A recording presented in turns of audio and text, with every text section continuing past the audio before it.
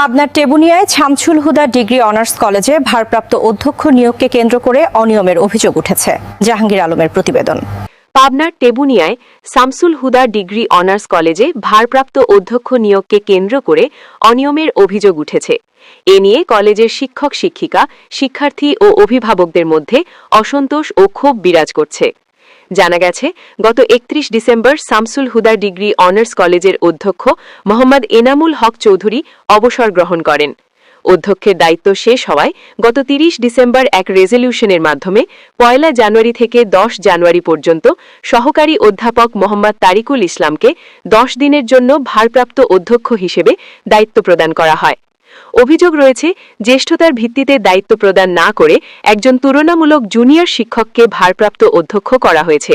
এছাড়া নির্ধারিত ১০ দিনের মেয়াদ শেষ হওয়ার পরও ১১ জানুয়ারি তিনি দায়িত্ব পালন করায় শিক্ষক শিক্ষিকাদের মধ্যে ব্যাপক ক্ষোভের সৃষ্টি হয়।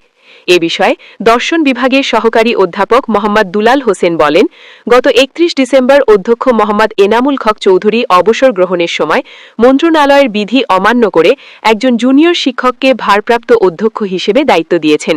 এতে জ্যেষ্ঠ শিক্ষকদের চরমভাবে অসম্মান করা হয়েছে। তিনি আরও বলেন, এ বিষয়টি নিয়ে শিক্ষক, অভিভাবক ও শিক্ষার্থীদের মধ্যে ব্যাপক অসন্তোষ বিরাজ করছে।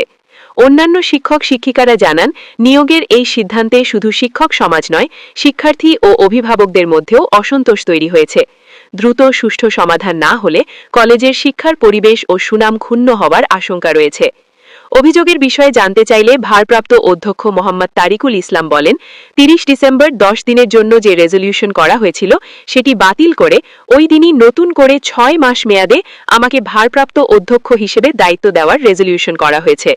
এ বিষয়ে কলেজের সভাপতি মোহাম্মদ নজরুল ইসলাম খান বলেন, সকল নিয়মকানুন মেনেই ভারপ্রাপ্ত অধ্যক্ষের দায়িত্ব প্রদান করা হয়েছে, এখানে কোনো অনিয়ম হয়নি।